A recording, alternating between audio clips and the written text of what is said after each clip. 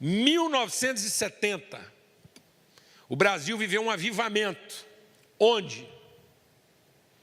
Onde esse avivamento encontrou campo para crescer, a igreja multiplicar, os templos serem cheios e formar a quase totalidade dos líderes de 50 e poucos anos que nós temos hoje.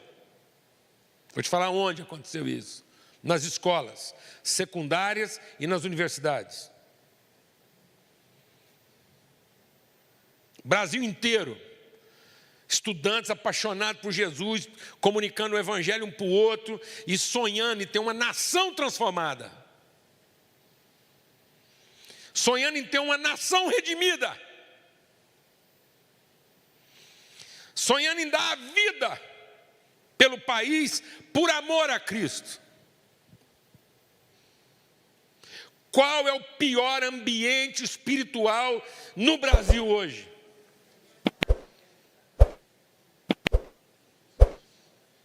As escolas secundaristas e as universidades. O que aconteceu? Sabe o que aconteceu? Que em vez da gente irrigar o país, nós drenamos o país.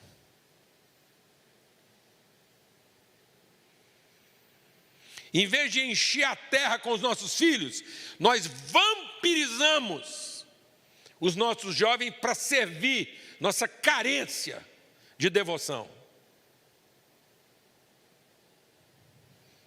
E não nossa responsabilidade e vocação. Nossos tempos podiam estar ainda mais cheios de jovens procurando conhecer a vontade e não experimentar o poder. Quem dera, não sou contra templo, não sou contra culto e nem liturgia, desde que tudo seja uma forma da gente ensinar, para formar uma cultura de gente responsável, capaz de redimir nossa nação. E não um ambiente onde os príncipes e sacerdotes dessa nação estão sendo esterilizados para se tornarem ajuntadores de lenha para um culto a uma teta chamada Diana.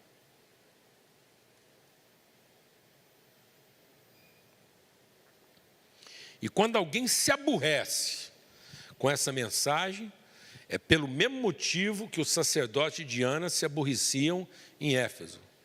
É porque se mexer na Diana, nós vamos ter prejuízo financeiro, porque é daí que a gente fatura.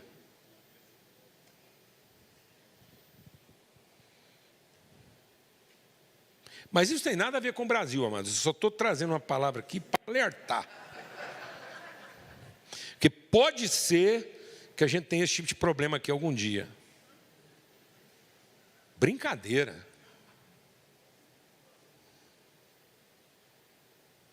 Brincadeira. Nós estamos ensinando os nossos filhos a ir para a faculdade, arrumar uma profissão para sobreviver. Entre nós. Entre nós vamos buscar fé em Deus, para Deus nos dar o poder de ter uma condição financeira, de mandar nossos filhos para a escola, para eles terem uma profissão boa, para eles garantirem um padrão de vida.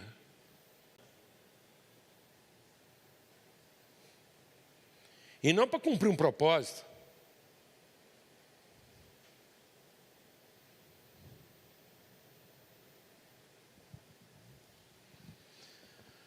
Mandamos um filho para a faculdade fazer medicina, não porque ele é um médico vocacionado, é porque medicina é uma faculdade que ele tem que se esforçar para fazer, porque isso vai garantir para ele um padrão de vida mais excelente, ele vai ter dinheiro para pagar as contas e viver um padrão de vida excelente. Como quem manda uma prostituta para o melhor ponto da cidade, com a roupa melhor, para ela faturar mais.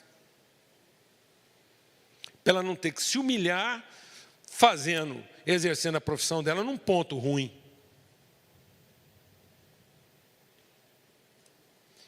O que é isso, amados? Isso é Babilônia. Então, vou te fazer uma pergunta. Quem tem caminhado com a gente aí já ouviu essa pergunta. Vou te fazer uma pergunta. Imagine que eu tenho aqui na frente, um monte de garfo, faca e colher, tudo misturado aqui. Está tudo misturado, garfo, faca e colher. E eu vou pedir para você organizar esse monte de garfo, faca e colher. Seja honesto. Como é que você organizaria? Seja honesto. Não, você organizaria faca com faca, garfo com garfo e colher com colher. Quem falou que era para guardar?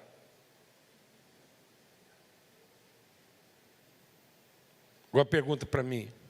Organizar para quê? Com que propósito? Pergunta para mim. Para servir um jantar. Agora organiza.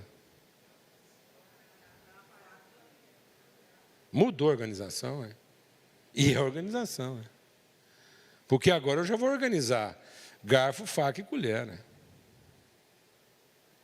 Porque para servir um jantar, o osso do garfo é uma faca. E o osso da faca é uma colher, Não é outra faca. Está vendo como é que a gente, pensando em salvação, se organiza pelos iguais.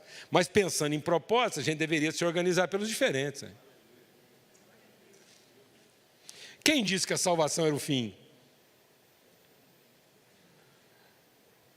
A salvação é para que agora eu pudesse conhecer a vontade. E em conhecendo a vontade eu soubesse que tipo de organização nós vamos ter. Então agora a organização que era uniforme para a salvação vai ser multiforme para o propósito. Então agora eu vou querer organizar e trabalhar para que um garfo esteja junto com a faca e com a colher, mesmo sabendo que isso vai dar uma canseira lascada, porque se deixar por conta do garfo, ele acha que todo mundo tem que ser garfo, se deixar por conta da faca, ele vai achar que as colheres vão para o inferno, e se deixar por conta da colher, ele vai achar que Deus ama as colheres. E que Jesus só morreu para as colheres. Porque colher ajunta, garfo espeta e faca corta. Então, salvo mesmo é as colheres.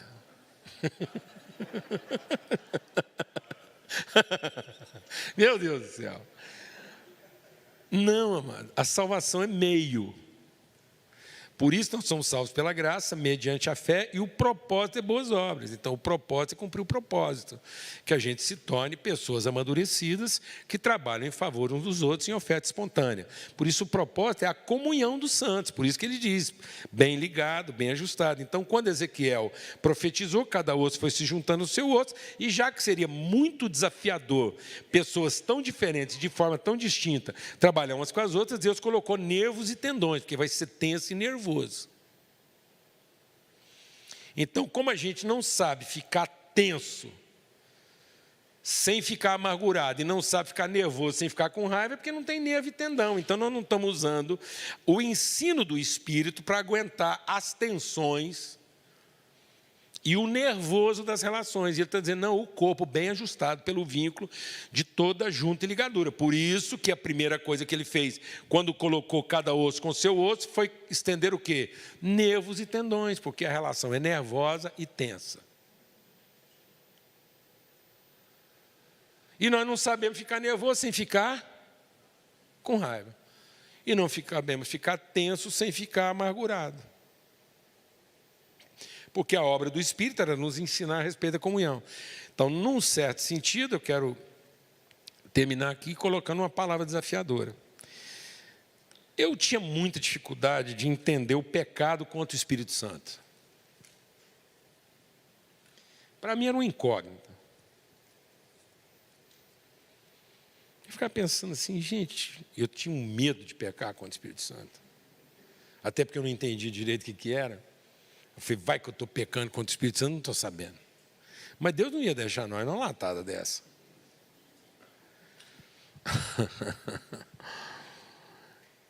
E ele falava assim, todo pecado contra o Filho é perdoado, mas contra o Espírito não é perdoado. Eu falei, meu Deus, não deixa eu cometer esse pecado, não.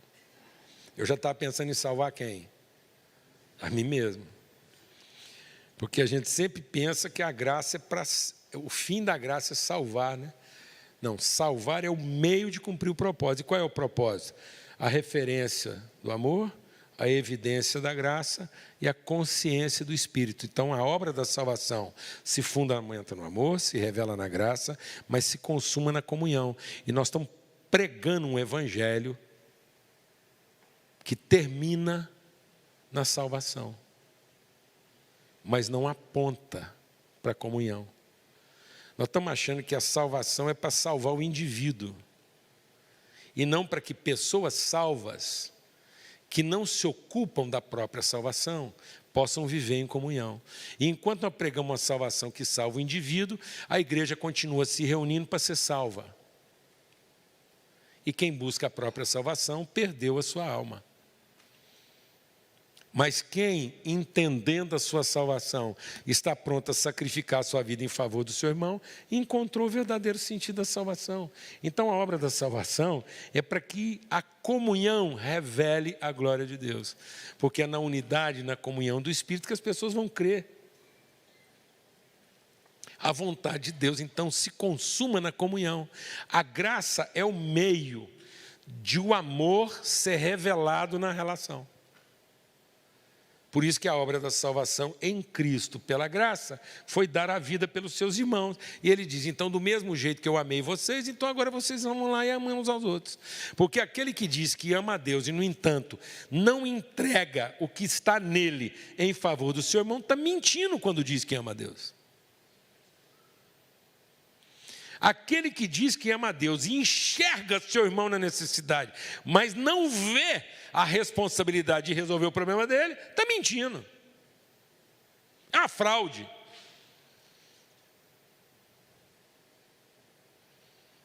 Por isso que o verdadeiro amor é manifesto por um cara que não parece irmão, nem frequentou o culto, mas vendo o irmão em necessidade, foi lá e mudou o plano de vida, pôs ele no cavalo, levou ele até na hospedaria e pagou a conta.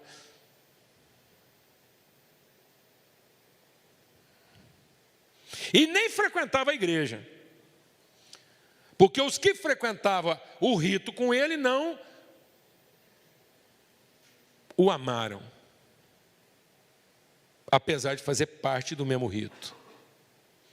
Porque cada um comia apressadamente o seu próprio pão. Então, comer apressadamente o próprio pão sem discernir o corpo é pecar contra o Espírito. Então, hoje eu entendo que o pecado contra o Espírito é se rebelar contra a comunhão. É mesmo tendo sido salvo por Jesus, continuar trabalhando essa salvação em favor de si mesmo. E se rebelar contra a comunhão do Espírito. Porque aquele que come do corpo de Cristo, achando que o Evangelho foi para dar o direito de comer o pão e não de discernir o corpo, está comendo juízo sobre si. Agora eu entendo por que Jesus falou. Em teu nome falamos outras línguas, em teu nome expulsamos demônio, em teu nome a gente exerceu nossos dons. E Jesus falou, nem conheço vocês, porque eu só conheço aqueles que em meu nome revelaram as virtudes.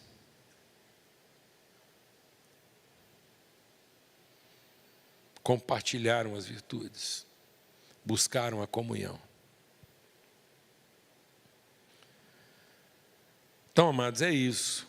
A igreja vai crescer de maneira saudável e ser fortalecida, essa igreja que cresce em estatura, porque aqui está falando, ela trabalhar o seu próprio aumento para a edificação de si mesma. Então, essa igreja, ela trabalha os aspectos objetivos do crescimento e trabalha os aspectos subjetivos da consciência da soberania de Deus e a consciência de propósito na comunidade. Então, ela sabe se relacionar com a comunidade, ela sabe se relacionar com Deus e ela se expande, não porque ela trabalha em favor dela mesma, mas porque ela exerce a comunhão e, exercendo essa comunhão, ela manifesta a glória de Deus para a fim de que o mundo creia. Por isso que o que a igreja primitiva vivia? Eles viviam na doutrina dos apóstolos. O que era a doutrina dos apóstolos? Resume a doutrina dos apóstolos na igreja primitiva: comunhão, partir do pão e orações. Ninguém considerava alguma coisa propriamente sua, as riquezas e pobrezas eram compartilhadas, e eles nem precisavam fazer campanha evangelística, porque o povo via aquilo e queria fazer parte desse povo, e cada dia Deus ia acrescentando aqueles que se haviam de salvar. Então eles repartiam, anunciavam esse evangelho, proclamavam esse evangelho, eram chamados do caminho, cuidavam das pessoas e ofereciam condições de comunhão, de relacionamento. Uma família. O corpo vivo de Cristo. Um povo que sabe ter conversa difícil, sem ficar com raiva. O povo que sabe enfrentar coisas tensas, sem romper e sem ficar amargurado. Um povo que tem dúvidas, mas não duvida.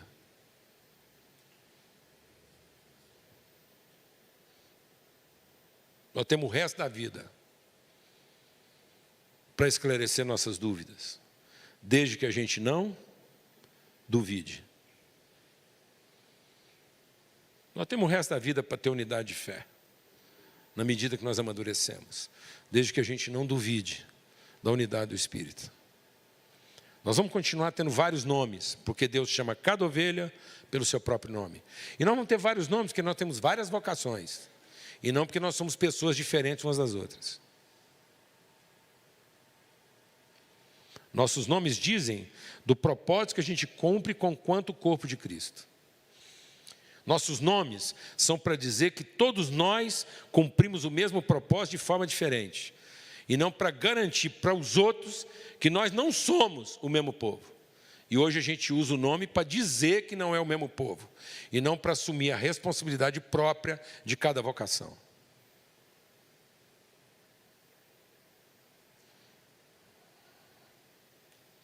Hoje a gente usa os nossos nomes para deixar claro em que nós somos diferentes.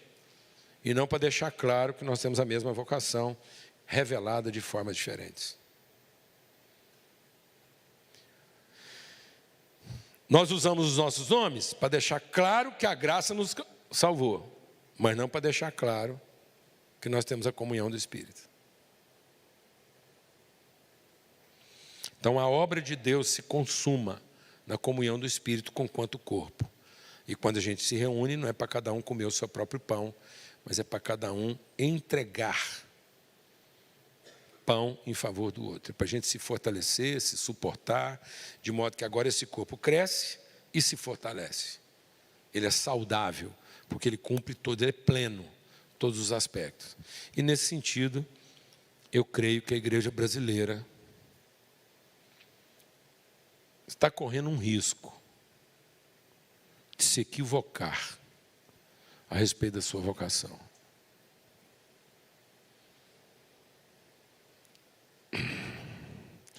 A gente não perde a vocação não, viu, amados? Mas a gente perde o tempo dela. Porque Deus falou para a igreja de Éfeso: se arrependa, senão eu removo o lugar da sua lâmpada.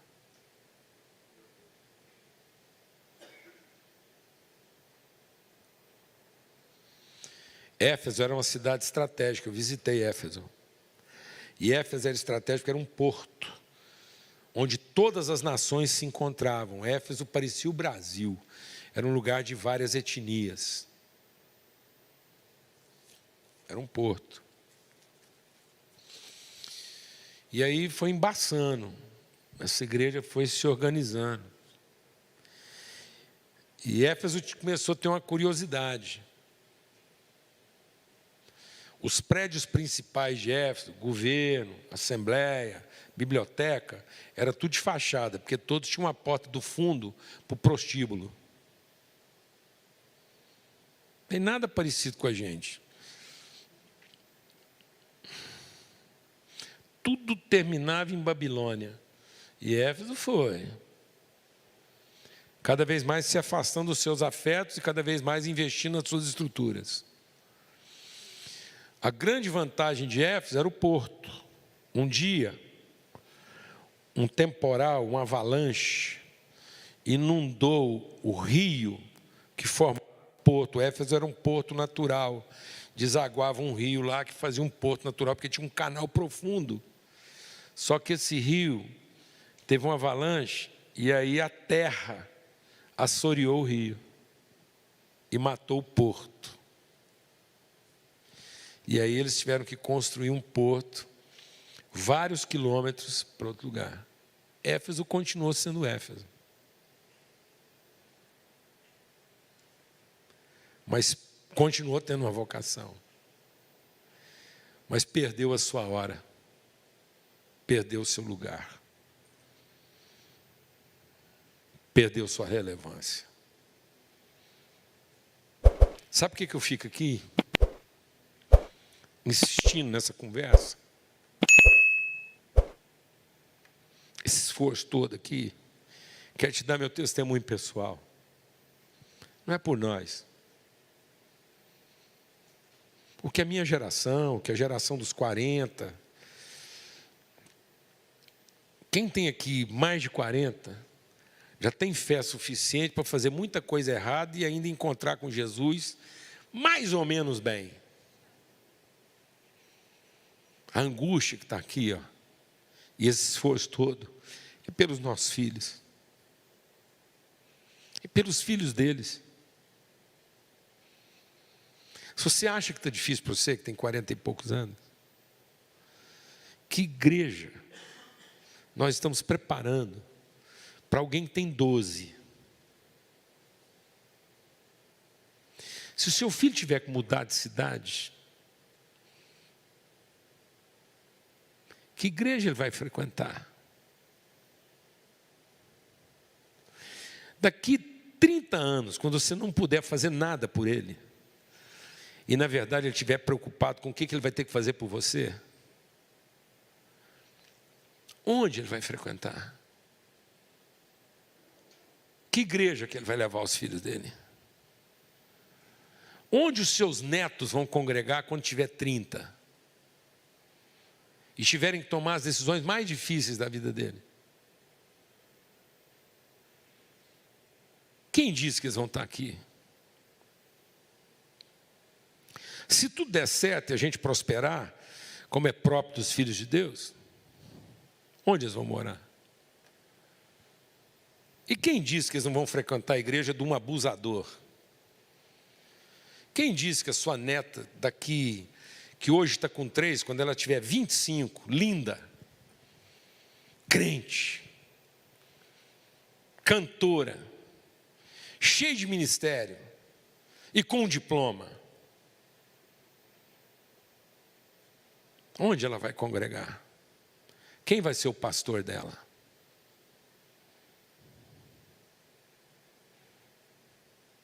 Vai ser um cara que pensa família? Vai ser um cara que pensa relação? Vai ser um cara que entrega todo o dom que ele tem em favor dos outros, sem esperar recompensa? Onde esse cara está sendo formado? Quem está formando, aos 30 anos de idade, o cara que com 50 vai ser pastor da sua neta de 30? Onde ele está sendo formado? Com que consciência? Ele tem uma consciência de pai, que cuida da família, ou ele tem a consciência de um servo que alcançou o direito? O que faz de um pastor um abusador? O que faz de um pastor um abusador das ovelhas, que come a carne das ovelhas? O que fez de Davi o assassino do melhor oficial que ele tinha do exército e um abusador de mulheres? É porque Davi, quando foi ungido rei, ele estava vestido de pastor. Quando ele foi enfrentar o gigante, tentaram dar para ele uma roupa de guerreiro. Ele falou: não funciona, me devolve a roupa de pastor que eu funciono. Mas quando ele virou rei, ele estava vestido de rei. E já nem lembrava mais o que era roupa de pastor. Aí, vestido como rei, ele se viu no direito de modo que não foi sexo. Davi não se interessou por aquela mulher por sexo. Tanto que quando Natan veio conversar com ele, nem de sexo falou, nem de mulher falou. Natan só fez uma coisa: tirou dele a roupa de rei e pôs nele a roupa de pastor. Quando Natan contou para ele uma história de pastor, ele voltou a si. Porque pensando como rei, ele tinha direito. Mas pensando como pastor, ele viu que não tinha direito. Então era poder, não era sexo.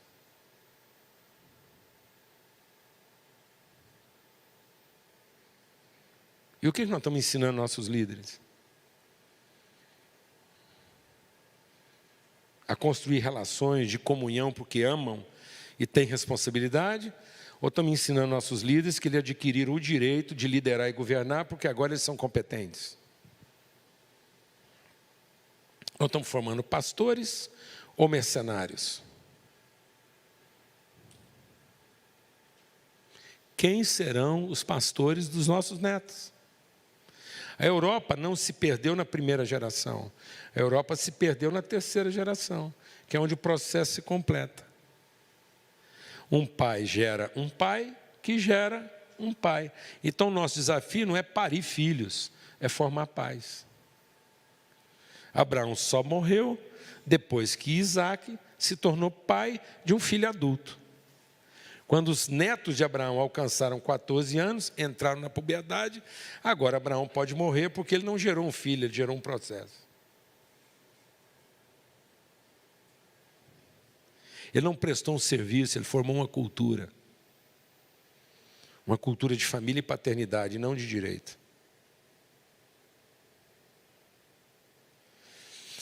Os servos que nós estamos formando a partir da competência serão os perseguidores dos nossos filhos, porque os filhos da carne perseguem os filhos do Espírito. Alguém está entendendo o que nós estamos compartilhando aqui, amados? Fizeram uma pesquisa na Europa não, no Reino Unido. E a pesquisa que fizeram no Reino Unido foi a seguinte: perguntaram para os jovens até 30, quantos queriam Deus? 90% queria Deus. Aí perguntaram para eles quem queria a igreja. 95% disse que não queria a igreja. O problema do povo hoje não é com Deus.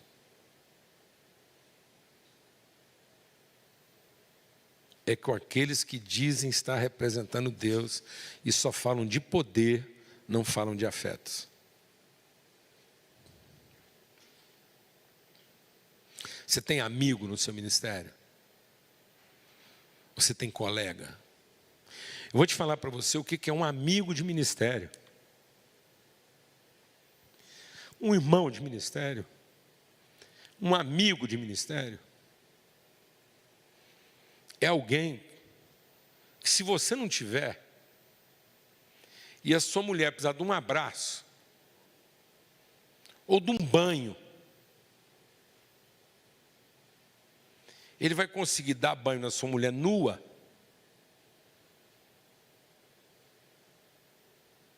e não usurpar você. Você fala, isso é muito difícil. Não, vou explicar. É porque se ele perceber que ele está com minhoca na cabeça, ele vai chamar outro amigo de ministério. E falar assim, nós precisamos dar um banho na mulher do Paulo Júnior. Você me ajuda a conseguir ver ela na sua nudez e dar para ela o que ela precisa, sem desonrar o Paulo Júnior? Aí você tem um amigo de ministério. Porque caso contrário, o dia que você tiver um problema e alguém precisar dar banho nas suas mulheres, inclusive a igreja que você pastoreia, que não é sua, vai ser a oportunidade dele de usurpar você. Como Davi fez com Urias. E sabe por que Davi fez isso? Porque teve uma crise de poder, porque estava sozinho vestido de rei. Que bastou um amigo ir lá para ele lembrar que ele era pastor, que ele caiu em si. Alguém está entendendo isso aqui, amados?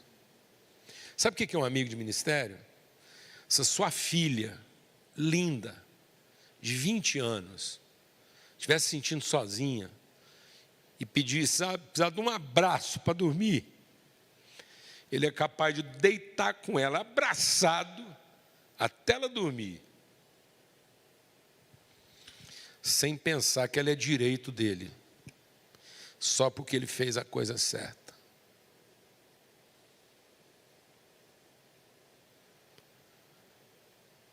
Nós estamos construindo essas relações, amados.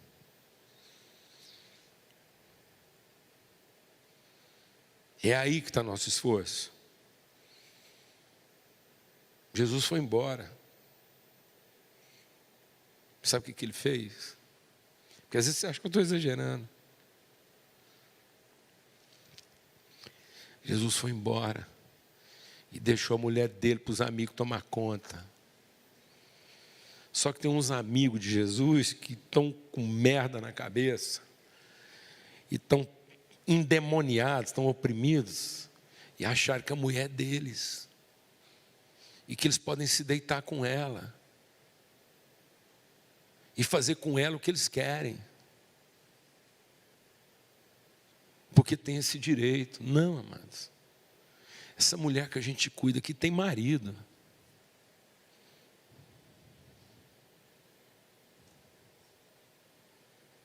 Amém? Em nome de Cristo Jesus. Nós não temos direito sobre ela, nós temos responsabilidade com ela. E Jesus deu o exemplo. Falou, estou indo embora, estou deixando minha mulher e meus filhos para vocês tomar conta. Abracem minha mulher, cuidem dela, lavem ela.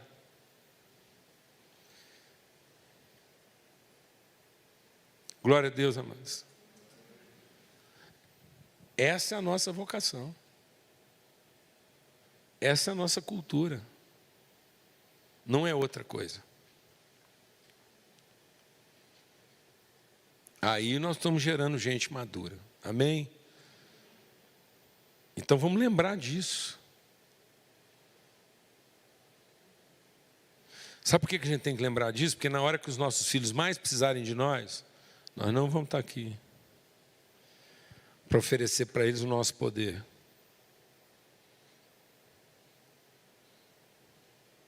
A não ser que a gente tenha deixado para eles uma cultura, um povo, uma família.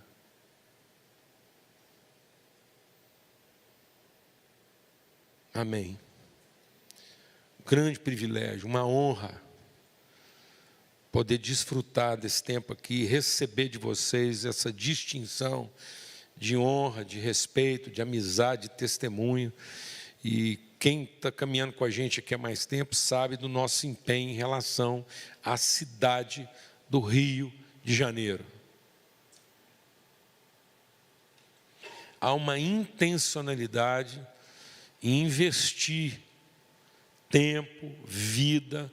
O Mateus está lá mais perto agora, ele sabe, às vezes, a pressão que a gente sofre, assim, as melhores das intenções. Tem muita gente que não entende esse tempo investido e gasto aqui. Eu estou aqui por causa de uma fé. Eu não estou aqui para responder nenhum tipo de carência ou qualquer outra coisa. Eu estou entregando aqui a minha fé em favor da igreja do Senhor Jesus Cristo nessa cidade. Para a redenção do nosso país. Essa cidade e a igreja de Cristo nessa cidade tem uma vocação profética de redenção para esse país. E essa igreja está vivendo debaixo de jugo, ensino de demônios, na plenitude dos seus dons, usando isso para outra finalidade que não seja gerar uma cultura de povo, de família, de comunhão no Espírito. Amém? Eu queria agora dar um testemunho de uma coisa muito pessoal, muito íntima, que diz respeito a todo esse esforço aqui de relação com o Cio, com o César, com todos os irmãos aí que estão nesse núcleo aí de esforço, de comunhão. Porque, como eu falei, eu tenho que ter uma consciência clara na minha vida de tempo, porque assim, eu não quero exagerar, mas também não quero ser tímido. Ele te passou aí as imagens? Passou? É o seguinte, eu vou apresentar para vocês aqui alguns slides, pode pular esse aí. Pronto. Eu queria passar para vocês aqui alguns dados. Nós estamos trabalhando numa visão há mais de 15 anos, tem quase 20 anos. Eu tinha mais ou menos 45 anos, quando Deus colocou no nosso coração o desafio de entender a igreja como pessoa. Então, tudo que nós compartilhamos agora, pronto, está concluído ministerialmente. Agora, vamos entender tudo que nós compartilhamos, agora num outro sentido, para você entender o apelo que eu quero fazer aqui. Agora é um apelo, agora o que eu estou fazendo o papel aqui de um evangelista. Agora é evangelismo. É o seguinte, se nós, igreja, somos uma pessoa, essa igreja, como pessoa, ela foi chamada para se desenvolver na sua plenitude. A sua plenitude é contemplar todas as gerações. Então, com quanto pessoa, a igreja tem que ser plena e absoluta em todas as gerações. Então, ela é pessoa desde o nascimento, a sua concepção, até a velhice, para que, mesmo sendo velho, produza ainda fruto. Agora, nós estamos falando das relações pessoais como igreja. Então, existe um cenário no Brasil que muitas vezes o governo não está atento, nós estamos trabalhando nessa área, a sociedade não está atenta, e muito menos a igreja. E aí vocês vão entender alguma coisa quando eu falei aqui de que Deus pode mover o candeeiro, porque existe uma coisa acontecendo no Brasil que as pessoas não se apercebem, não estão se apercebendo. É o seguinte, o cenário da velhice no mundo. Pela primeira vez, o mundo tem mais avós do que netos.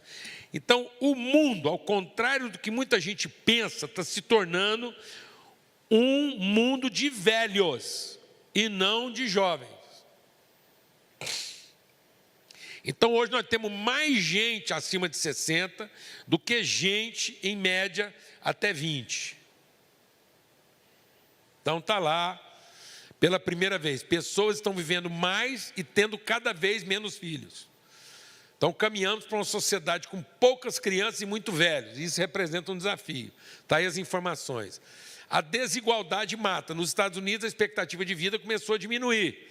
Em vez de aumentar em decorrência da obesidade e diabetes. Há uma perspectiva de que crianças que estão nascendo hoje nos Estados Unidos possam viver menos do que seus pais. O país está em 34º lugar no ranking mundial de expectativa de vida, atrás de países muito mais pobres. E o que está fazendo um país que aparentemente deveria ser o país da longevidade, está se tornando cada vez mais um país de vida curta. E o que está provocando isso é a solidão, o isolamento, a desigualdade. Então, os Estados Unidos hoje é o campeão mundial de depressão. E o Brasil, como fiel discípulo de uma cultura de consumo americana do hemisfério norte, se a América é o campeão mundial de depressão, o Brasil hoje é o campeão mundial de ansiedade. Com tudo que nós temos, nossos jovens estão cada vez mais ansiosos, porque o que está sendo apresentado para eles não é um futuro de relação, é um futuro de desempenho. Então, nossos jovens estão cada vez mais perturbados com a ideia do desempenho e da competência e não a segurança da relação. Então, você entende por que está tendo esse desequilíbrio, essa desigualdade. Então, muito problema brasileiro hoje não é a pobreza, é o abismo social. É o acúmulo de riqueza que não dialoga com a pobreza. Então, não há ponte. O Brasil não tem falta de riqueza, o Brasil tem falta de comunicação entre as riquezas e as pobrezas, a desigualdade. Pode passar. Cenário da velhice no mundo, suicídio de idosos. Segundo a Organização Mundial, os idosos são o grupo populacional de maior risco para o suicídio. Apesar disso, esse fenômeno ainda recebe pouca atenção das autoridades da saúde pública. Olha isso aí.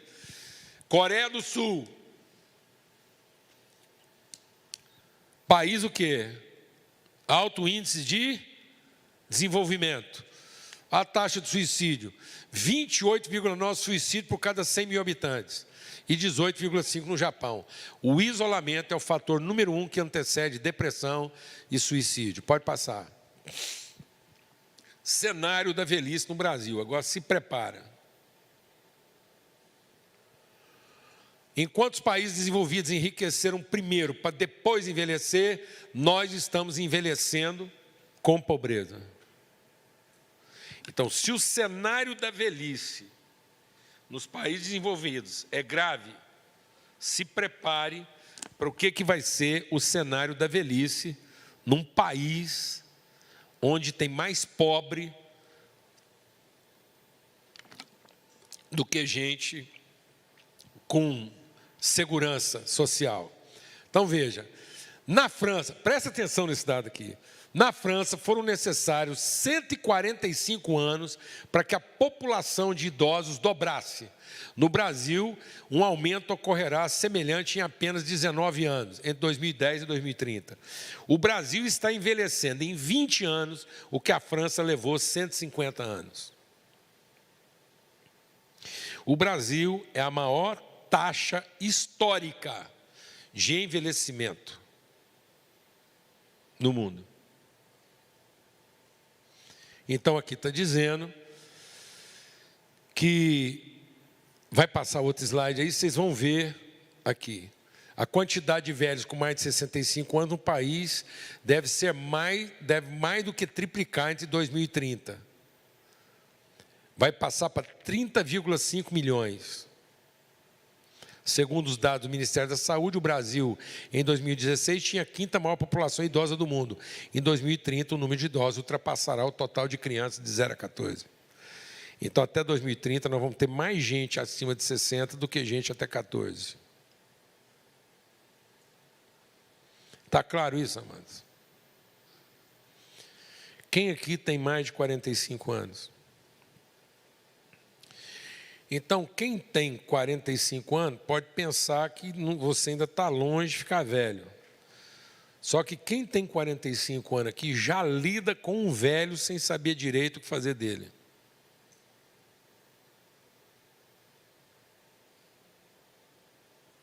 Sim ou não? Então, quem tem mais de 45 aqui já não sabe o que fazer com o seu velho. Porque não tem estrutura nem cultura no Brasil para tratar disso. Pode passar.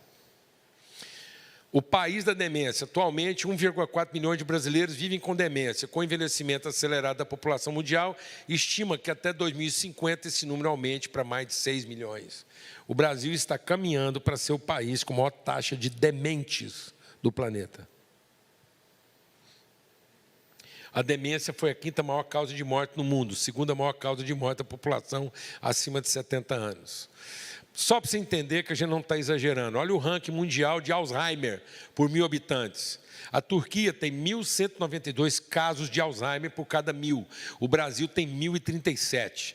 Depois, o terceiro lugar tem 397, 406, terceiro e quarto lugar. Então, em números absolutos, o Brasil é o maior índice de dementes do mundo. Porque se a Turquia tem 1.192 por cada 1.000, imagina o tanto que o Brasil é maior do que a Turquia. Hã? O quê? Não. Então é porque aquilo é 100 mil. 100 mil, desculpa. Porque senão não pode ter mais do que... É por 100 mil. Então você imagina quantos dementes a mais, em números absolutos, que nós temos do primeiro lugar de demência no mundo proporcionalmente. Pode passar. Violência contra velho. Em 2018, a violência contra o velho aumentou 13% em relação a 2017. Principais agressores: filhos e netos. Negligência, violência psicológica, abuso financeiro, violência física. Então, os principais agressores são filhos e netos. Está lá, ó, 59% são filhos, 11% outros parentes, 8% são netos, 5,7% companheiro, 11% não identificado, 3,5% vizinho, 1,28% é o cuidador. E muita gente acha que o maior agressor do idoso é o cuidador. Na verdade, a taxa é mínima. Agora, pira para isso aqui, ó. Isso aqui é dado oficial.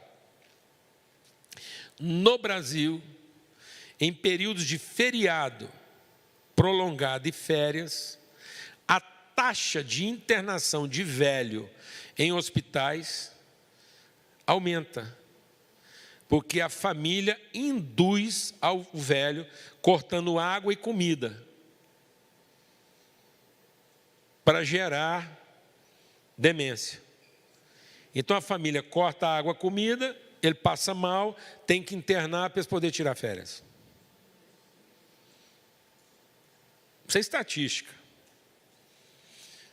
Pode passar para frente. O governo britânico, então, agora metade das pessoas com 75 anos ou mais que viviam sozinhas, elas estão agora sendo levadas a se relacionar alguns dias da semana. Cerca de 200 mil idosos no país não tiveram conversas com amigo ou parente em mais de um mês. Então, o governo britânico está tomando medidas, políticas públicas, de obrigar o idoso a conviver com outras gerações. Né? Aí tem alguns exemplos aí que a gente cita aí, pode passar para frente. Outro exemplo aí, nesse lugar aí na Holanda, uma vila projetada para idosos com demência, onde eles colocaram os jovens universitários para conviver com eles, para obrigar essa intergeracionalidade, misturar gerações, para poder quebrar essa questão do isolamento. Pode passar para frente. Aqui no Brasil, a Universidade de São Paulo, a USP, lançou um programa 60+, criado em 94, onde eles estão construindo um ambiente residencial que leva o idoso a ter uma condição de vida proativa e não apenas ter uma assistência passiva. Então, quebrar essa ideia do asilo, da casa de assistência, onde ele possa ter um ambiente de compartilhar conteúdo, entregar conteúdo e repartir. Pode passar para frente. E aí vai por aí afora. Eu só vou parar aqui, só para que os irmãos tenham consciência. Quero estimular você depois a entrar na internet e ler um pouco mais sobre envelhecimento. Por que eu estou compartilhando isso? Porque nós estamos engajados já em alguns anos, e eu queria compartilhar isso aqui no Rio, tenho falado isso aí com os irmãos aí, o Sil, o César, porque eu entendo que o Rio poderia ser um ambiente propício, favorável, principalmente a periferia do Rio, em que a gente começasse a trabalhar iniciativas intencionais de intergeracionalidade, fazer encontros com gerações diferentes, colocar o velho, como diz lá em Malaquias, pais se convertendo a filhos e filhos a pais, colocar várias gerações diferentes repartindo conteúdo. Por quê? Porque nós estamos caminhando para uma velhice passiva. Se lá na Europa já existe assistência para o velho, mas ainda passiva, você imagina o que vai ser aqui no Brasil, que nós temos uma assistência que, além de passiva, não é digna. Lá, pelo menos, a assistência é digna, mas eles estão tentando, eles viram que uma assistência digna para o idoso não é suficiente, a não ser que ela seja proativa, a não ser que ela promova o encontro e a relação. Então, aqui no Brasil, ela nem é digna e ainda é passiva. Então, nós, como igreja, podemos quebrar a passividade da velhice, promovendo dentro da igreja um ambiente de mesa em que as gerações se encontrem para compartilhar conteúdo.